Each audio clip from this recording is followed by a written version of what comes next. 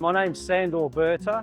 I'm the Quality, Safety, Environment and Facilities Manager at the L'Oreal Distribution Centre.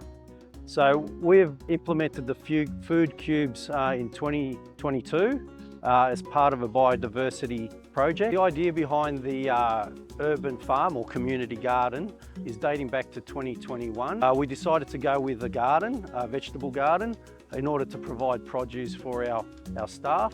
And we've partnered with the local government and also involved local disadvantaged communities to also take part in the garden and also benefit from the produce. I highly recommend food cubes. After this project, I personally want to get food cubes at home.